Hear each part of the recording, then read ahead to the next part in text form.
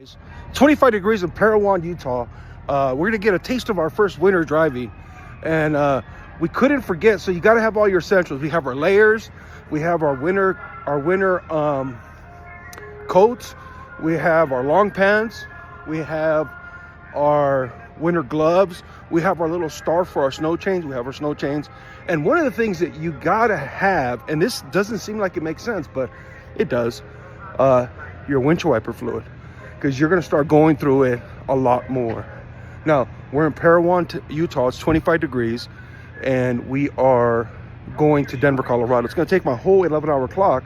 So part of trucking in winter driving is just planning your load, planning your route as best as you can. It's the way you do it. See, we got our pre-trip done, and let me show you this here. We got our windshield wiper fluid. Bought us 2 gallons here. We already have some, but we got to top off. And let's do that first here. Let's put some diesel fuel and get on the road. All right, we're topped off with windshield wiper fluid, pre-trip done. It's crazy important to have windshield wiper fluid because you'll go through probably a gallon of it sometimes when you hit a winter storm, because you got to be able to see. And if you know, I've had it before where I've run out. You learn that valuable lesson. And you know, provided the truck's running good and everything, you know, you just keep going. But anyways, you just take it slow, you do what you got to do, and you go from there. The thing about winter driving, what makes it dangerous is when you don't plan thoroughly. What I mean is, I know this route that I'm doing, I know that it's going to take all my shift to do it.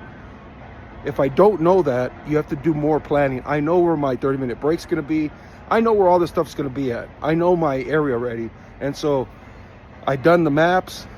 I looked at the weather reports. Hell, I talked to one of my friends, a really good driver, and he went through Vail Pass and he had to chain up on his first snow that they had. So anyways, I'm prepared to do that. It doesn't matter.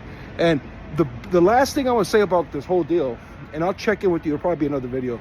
It'll probably be part 2, whatever, because you guys don't like long videos. But having a good attitude, being okay with the fact you got to chain up. It's gonna suck, it's gonna be a little bit inconvenient, but I've done it a bunch of times, so I'm aware of how it is. So and when you do got to chain, you got to get out there, and you got to get out there and chain. So hopefully we don't have to chain, but if we do, we do, and it's no bones about it. All right, talk to you guys later. So good news, we made it to Denver, and we actually were able to unload today. So we're parked up. The reason why it's good news is there was a potential storm tomorrow in Denver, which is Wednesday, November 3rd. And we could be unloading in that storm, and the longer it takes to get out of the city, because then you have to unload, drive, then reload, right? So now we're ahead of the game. We unloaded, and now we're off to the next thing. But this is a taste, and what you saw, to sum this all up here, is we went through I-70. We didn't have to chain up or nothing like that, but it was, you know, people going slow, people doing goofy stuff, people not driving the right way, people getting themselves kind of caught up in that whole deal.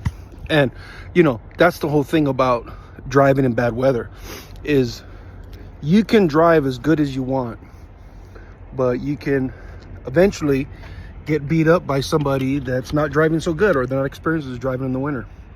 But anyways, we're gonna go crash out. We took us a little walk.